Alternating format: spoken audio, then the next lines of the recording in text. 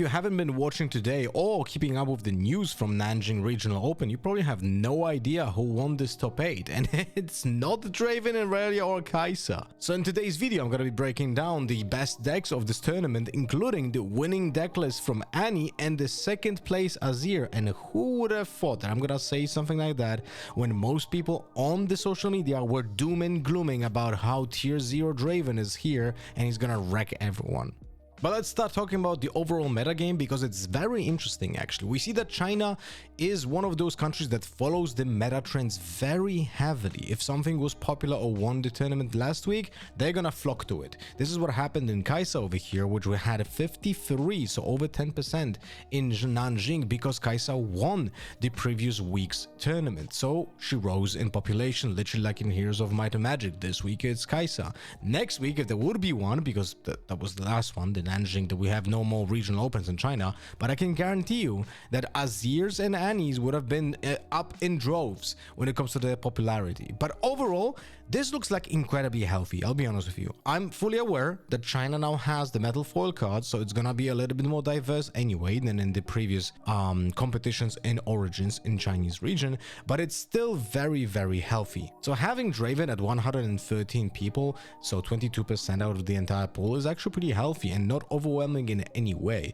because this would be, in my eyes, a pretty reasonable number in any card game at any level. So having the potential best deck being represented by 22% of the field, I think it's reasonable and there's nothing to be upset about. But we have to take into account that the Nanjing event Regional Open, just like the other regionals that I didn't have actually the information about, have this raffle system, which means that not everyone who wants to play is going to be playing, because they do a raffle which is randomized. Now, I didn't make any calculations on how will that affect actual like pool of decks. In theory, it shouldn't do it by much, but we have to take into account that it is a little bit randomized because not everyone can play who would like to play. And they also do like a raffle at the event itself for like, I think 60 people.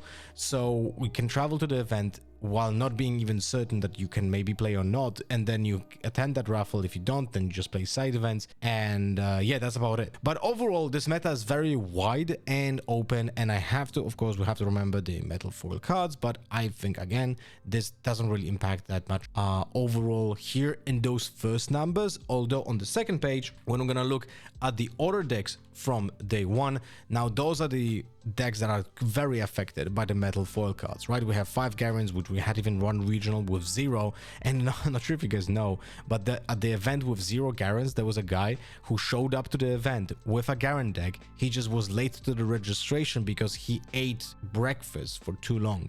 So he was late for the registration and he didn't get the metal foil card because there was 0 Garens, and he would have been the only one, so he would have won by default. Like, imagine just missing $9,000 or whatever. It's crazy, man. It's actually incredible. But other than that, pretty reasonable showing from the other decks. Sett has 8 decks and actually showed up in the top 16 with 2 of them. We're gonna be talking about that, even though they didn't finish in the top 8, but it's very worth nothing. But overall, this is pretty healthy.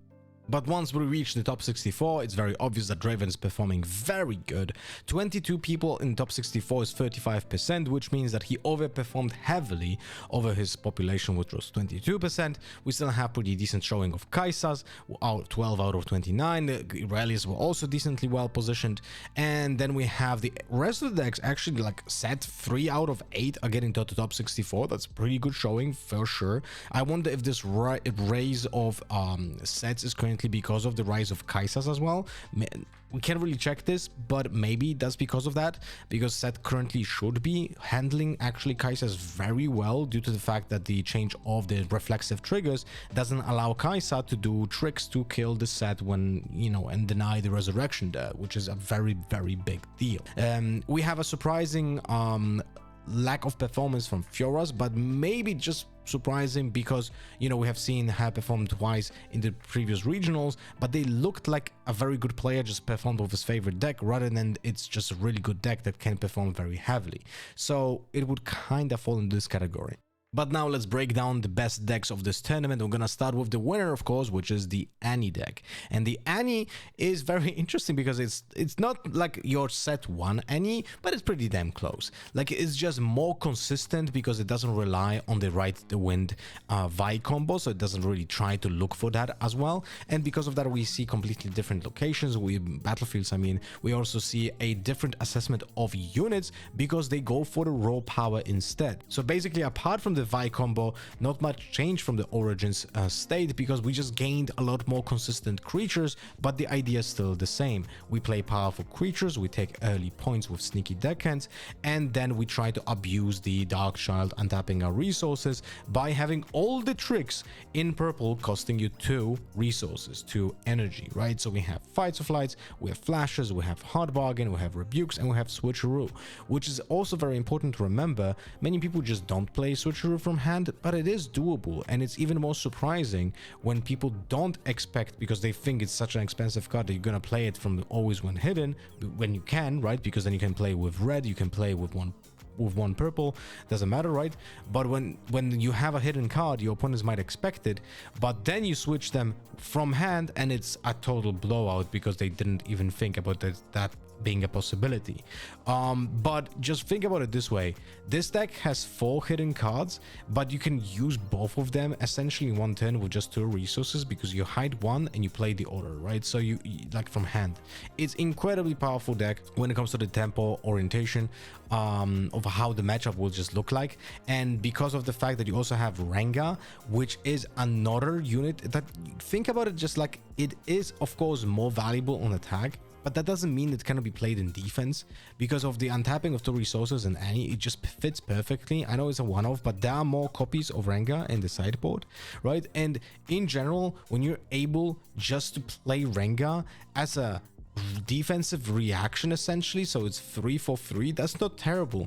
And when you play against an Annie, you're not gonna expect typically a +3 might on the board. You're gonna expect something being used where you just go back to base or you being pushed away from the battlefield and you cannot attack the unit, right? So this actually is changing a lot of the math that is possible with this deck, and specifically it's even more powerful when the opponents are not knowing that you have a Rengar in your deck, right? So this is why there are overall 3 copies in the deck, even though in the main deck there's 1. From interesting inclusions, we have Inverted Timelines, which is basically an anti-purple tech, but it's coming from purple, right? That's the funniest thing about this. Like, purple just has answers to everything, including his own color.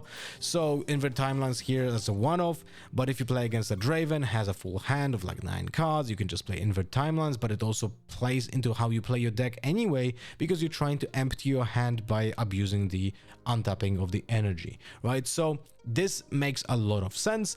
And we have Obelisk of Power being one of the battlefields here because we play a full set of Dravens and Kaisas as our 4-drop, right? So when you go second, you choose Obelisk of Power and you probably mulligan, I mean not probably, you want to mulligan for the Kaisa and the Draven. Very high chance you're gonna get them, but at the same time, maybe, but I don't think that would be a case where you could play Obelisk of Power first and then just play for like a sneaky deckhand, but I don't think that would be ever a consideration anyway, because you don't gain much by doing that. And if I'm not mistaken, we have seen the Annie play Dramindri first, so yeah, this Obelisk of Power is for sure for Dravens and Kaisas over here. What is weird though is that there's just one Noxus Hopeful, and I don't know how to feel about that, because purple is one of the colors where you can actually play a free set, a full set, and combo that on you going second, because you have access to stack deck, right? So if any color would like to play like a complete set of Noxuses, it would be purple because of the stack deck. In blue there would be like Stupefy, but you know, it's like it replaces itself, while stack deck actually has a complete function of only drawing cards, right? Well, Stupefy is also meant for something else. So I would like to see 3 of them, but at the same time, what are you cutting, right? What are you cutting here? Are you cutting the Rengar? Are you cutting the Ferrous Forerunners? Maybe that's an option, right? Because Ferrous Forerunners in current metagame with a huge amount of rebukes are not really the best, but at the same time, you have to remember that China is very reactionary, so the rise of Kaisas because of the last week's winner could also improve, you know, your matchup into Kaisa by including Ferris Forerunners because they are not purple, so there are no rebukes in Kaisa, and Kaisa has a big problem with Ferris Forerunner, right? Even though it eats a singularity, it kind of leaves the same state of the board, or kind of to some degree even worse when there are multiple units now instead of just one, right? So overall, I really like this deck. It doesn't have a lot of like super duper like complex patterns, right? And it's definitely easier to pilot than the Vi version, although the Vi version sometimes when it just works and it doesn't matter what decisions you take, right? So yeah. Other than that, in the sideboard we have a full set of Mind Splitters, 2 Dariuses, 2 Rengars, and 1 Factory Recall. Not much to say here, just Mind Splitters are good in many matchups. When you just sit down, Mind Splitters are just gonna be great. But first and foremost, they're gonna just be replacing the Ferris Forerunners when you play against your purple deck, right? Because then you want to avoid being rebuked, and if you have a Mind Splitter which comes into the play and not only gives you information about the hand, but also discards a card from your opponent's hand that could be potentially devastating for your board state, that is a big upside, and it's not rebukable. I mean, you can, but then it comes down again, right? So that depends on how much you value the tempo if you want to play a rebuke on a Mind Splitter, and not on tempo, but also card value. But overall, big congrats to Dark Child taking on the first place, and it's the second time we see a really big win by Annie, but this is the first time when we see a big championship being taken down by an Annie deck in China, which is a pretty significant change in the metagame. I record videos about all the big events, but never would I thought that I'm going to be talking about an Azir in the finals playing for the championship title. So I'm pretty happy to see him here,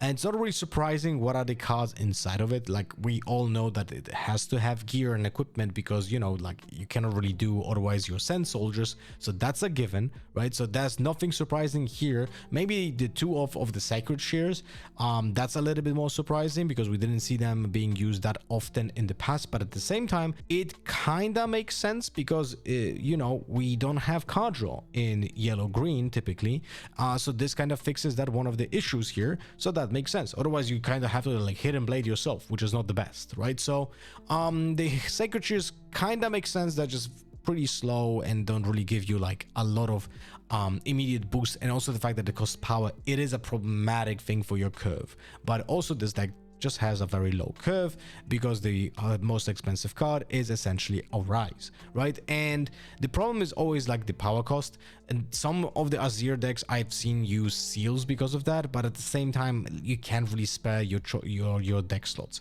You have to have like all of the cards that you can see here. Like Death Grip is phenomenal in this deck. We've already spoken about Azir many times on this channel, but never like in context of actually doing like pretty good performance, right? But you have to just remember that you can do a lot of cool tricks when you can just kind of cycle your might through units that are gonna go sacrifice themselves, then equip the same equipment on another unit, that unit then benefits from Brutalizer, so essentially get like a +6 from one Brutalizer in one turn, and so on. And Death Grip allows you to kind of even emphasize that even to bigger numbers, right? So that's why the Death Grip is here. Other than that, there's really nothing surprising here. So it's kind of showing to me that this deck was just piloted well, and on paper, when I thought like how this should go in the finals against the Annie deck, I thought the Azir should have an upper hand, but the reality was different in this particular match because it just seems like the Azir was always struggling with the tempo that the Annie was putting up, which kind of makes sense, of course. There's a Vimal's Lair, which helps against purple. There's also Trifarian Warcamp, which in theory should help you because you should have more units than your opponents, but at the same time, I feel like in reality, you don't always have a lot of the Sand Soldiers. The more I look at Azirs, it's just more about having pretty beefy Sand Soldiers, so you have like 2 beefy ones, and that's about it. So I'm not certain how, let's say, effective the Trifarian Warcamp is, but at the same time I didn't play a single game of Azir, so I might be very wrong about that. And then we have the Orm's Forge, which of course makes sense in a deck that just has so much gear. So yeah, pretty cool showing by the Azir. In the sideboard we have just more tech choices. Of course, Cold the Weak is a card in yellow that you always have to play around, so that makes sense. 2 Wind Walls, more salvage, and a Phase Breaker.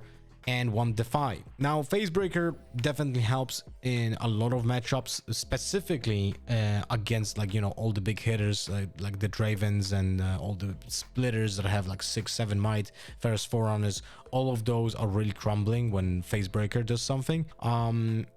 But essentially, it's like you still have to think, how do you win the overall games against purple? And I feel like, I don't know, man. Like, this deck just kind of feels inefficient to some way. I also feel like Azir is probably a deck that benefits the most when an opponent doesn't know how to play against Azir himself, right? So it's kind of like similar like when you play against the Sett. If you never played against the Sett, you're gonna be just surprised by the game loop that they have. And kind of similar can happen here with Azir when you're like not aware that one weapon can get you like multiple values in one singular turn, right? And then you see it once and you're like, oh my god, that's like an eureka moment. And suddenly it clicks that you can just get overrun by one brutalizer on multiple units. But Azir is definitely going to go up in numbers in the overall metagame, so that's pretty cool to see. The third place is a Draven, and I'm not gonna lie, I talked about a mid-range Draven potentially like 58 times already on this channel in the videos, so I'm gonna just go very fast through it. There's nothing surprisingly good in this deck. There are some weird choices like 2x spinning axes and kill me and shoot me in the dick twice. I have no idea why someone would play 2 spinning axes when there are slots overall in this deck to play 3. It's an insane card and it just makes no sense. But hey, it is what it is. There's one Ferris Forerunner though and 2 Mind Splitters, which I like more than Ferris Forerunner in the main deck.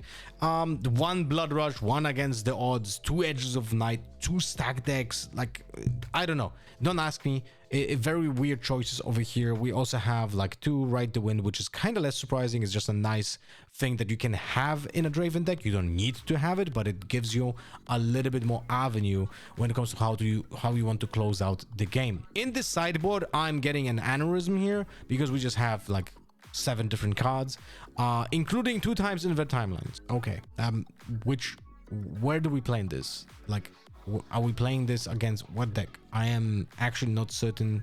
Is this only against Ezreal when they avoid combat and they're gonna be drawing a lot of cards and you don't? Maybe that's the choice here, but I feel like probably playing most Mind Splitters would be a better choice. And well, they're already forbidden here, so that's I guess that's fine. But yeah, overall, yeah, that's just a mid-range Draven. Go next. On the 4th place, we have an Irelia deck, and not really many surprises over here as well. The biggest probably one is the fact that we have 3 sneaky deckhands in the main. We have seen in the Irelias in the past week, play some in the sideboard, for example. Other than that, it's pretty standard. We have the Herders, we have the Titurners, we have the big Dravens, 1 Irelia, 3 Guardian Angel, a full set of Defiant Dens, and we of course have Charms, Boots of Swiftness. Like, this is all standard stuff, you know. There's not that many things that are surprising. Maybe some ratios are different. There's one stack deck, for example, to just look for more specific answers, I guess. And then in the sideboard, we just have more of what we already have in the deck, with the exclusion of Gust and Adaptron, and well, of course, okay, Hard Bargain as well. But Gust in a 2-off, I'm not certain how much I like that. Overall, it's pretty nice to have like a 2-2-2-2 sideboard in case of Gust. We're having 2. It's a card that you want to have like very early in the game, so I'm not certain siding 2 how impactful it is. Then it kind of makes sense if you have like 3 Gust, and I would understand, oh yeah, I'm putting this against the decks that are playing a lot of small creatures, and I want to use the Gust as a tempo play as early as possible because they're gonna be less important the longer the game goes, and it kind of breaks your draws very often later stages into the game. So I'm a little bit surprised by the 2-off over here, but Adaptron of course makes sense, and the other cards also make sense because you're not being played in the main board apart from the Hard Bargain. But you already have a lot of potential counter spells already in your deck, so it's kind of redundant, and the Hard Bargain is probably just better against you know, Time Warp, because Time Warp cannot be not so fast or defied. So yeah, that's why there's 1 copy here, but also having 1 copy against 1 potential Time Warp, that's not really that big of a deal, right? Your opponent will just probably chunk it at some point anyway. At the 5th place, we're gonna have another Draven, and I swear to God, I'm gonna get another aneurysm because I cannot stand what I'm seeing here. We have 2 Treasure Hunters, 2 Pouty Poros, one Tide Turner. There's no way when you're playing a deck that you cannot decide which 2-drop is the one that I want to see more often. There's just no way. People have different playstyles. Some people might prefer Bounty Porters, some people might prefer Treasure Hunters, but there's definitely a way of designating which one do you like more according to your playstyle or the metagame, and you should go for one of those. So having this like this gives me brain damage, you know. And then we see like one Mind Splitter, one First Forerunner, there are 2 Kaisas, which I kind of like more, like that's acceptable. Like you already have your Draven, your 4-drops are kind of filled to some degree, and you also don't like, you play Kaisa for the accelerate first and foremost, not for the card draw, because you're playing Draven, right? But then I again see Spinning Axe and Edges of Night in 2 copies each, and my brain again goes because there's a factory recall in one in one copy over here, and you can't even use factory recall because it's not reaction speed to like counter your own temporary on a Spinning Axe. So I don't know, man. I don't know, those Chinese players are just, I feel like some of them, they might just know that I'm doing videos like this and I'm getting a brain aneurysm. So yeah, 1 copy of Cleave. This is really cool stuff. You know what, I want to stop reading now, so just enjoy what you see here, because holy shit, there's a Kaisa in the sideboard. Okay, let's go to the next deck. On the 6th place we have a Kaisa control deck list that is a amalgamation of the previous control deck list that we have seen in the past. There was one that was like top 30 that I really liked 2 weeks ago, and it had a full set of Get Excited. Because of that, it played triple Progress Day, triple Time Warps, and so on. That was a very cool idea, and I loved it, and I played it a little bit myself, and I actually kind of like the deck, and I'm considering it for Bologna as well, or at least some variation of it.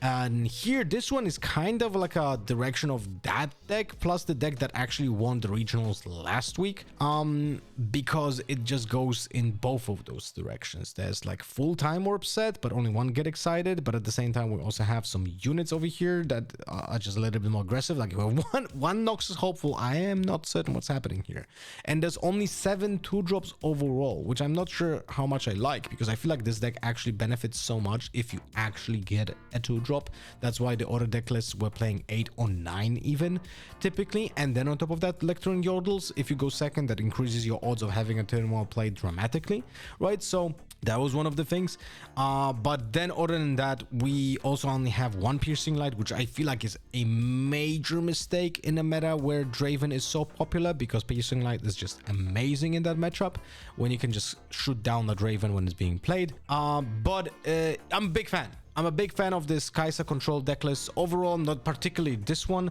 but overall I feel like they have a pretty cool pattern. There are some glaring problems, you know, but in general, one of the reasons why you can deal, like for example with Irelias, is Get Excited, and when you only have 1 copy, this might be probably pretty problematic, I would say, right? So not certain how were the matchmaking for this person, but overall pretty cool showing to be in the top 8 overall.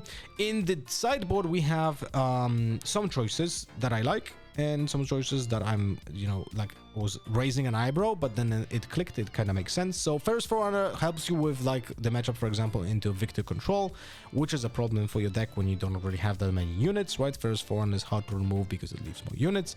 Bryn here, self-explanatory. Thermo Beam, self-explanatory. And then we have the Assembly Rig, which is another card that helps you into matchups into another like heavy removal control, because then you're able to cycle your units and essentially get more units for that. That is a pretty cool tech. Not gonna lie, I like this. It's a one-off for sure. I mean, although you could have more uses of this if you have more assembly rigs, right? Because you have to exhaust it, tap it to actually get the unit. But overall, it's a pretty cool inclusion, and it definitely helps against, for example, a Victor Control deck list, right? When you are essentially getting multiple units out of 1 card each turn. So you kind of have like your own build your token every turn, just like Victor does, right? So the previous deck list that we have seen played like, for example, 3 Rocket Barrages in the sideboard and 3 First Forerunners and 2 Thermal Beams. This one is just moving around those numbers, but at the same time only has 1 Rocket Barrage. Now you have to make just a calculation for yourself. How important for you is Rocket Barrage but I like having it in the main because having answers to gear in the main improves your bad matchups for this Kaisa, that's for sure. 7th place is a mid-range Draven, and this one at least looks just a little bit more, you know, enjoyable to look at. There's more 3-offs, there are some 2-offs, but there's more 3-offs, and it just makes sense. So at least there's a 3 copies of Spinning Axe, you know, so that makes me happy.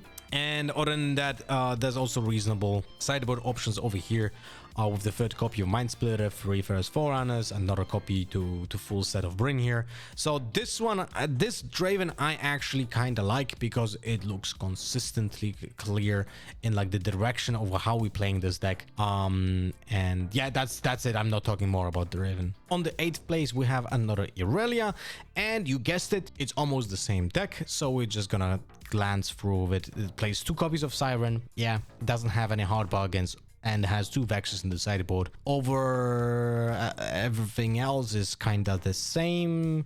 Yeah, not really. Like there are some differences. Like here, there's a 3 copies of Not So Fast in the main, for example, less rebukes, but then we have more rebukes in the side. We also have 2 Lonely Poros in the sideboard. When does this come in? Like what, against Victor control? Is that the only matchup when you want to side in 2 drops? I'm actually not certain, but definitely not against Kaisa. So what's going on here? I am actually not certain what I would love to, if you know, if you're an Irelia player and you know, why would you want to have 2 Lonely Poros for which specific matchup? Does this matter? I would actually love to learn. I love learning stuff, you know, it's like, this is why I do educational content. I love learning stuff, and this is like interesting to me to know, because you can clearly like read intentions by having Vex in the sideboard. Like what is like, this can be mirror matches, can be Dravens, can be anything that has any particular set of tricks that can be used during the combat, right? So that's pretty clear. But the Poros, I'm actually not so certain. Anyway, next deck. From some outside of top 8 interesting decks, on the 10th place, we had a Kaisa, which is the Get Excited deck list, and it's, I think, literally card by card the exact deck list that we have seen back then. Yeah, I think so, because it has 2 Piercing Lights in that deck list. Yeah, this is exactly the same. It's exactly the same sideboard. So this deck list is actually performing really well, and I would like you to point this attention to this deck list, because I think it's something that you need to know how to play against. And there's a big tell when you can see like fortified position. You should be aware that this is probably entirely this deck.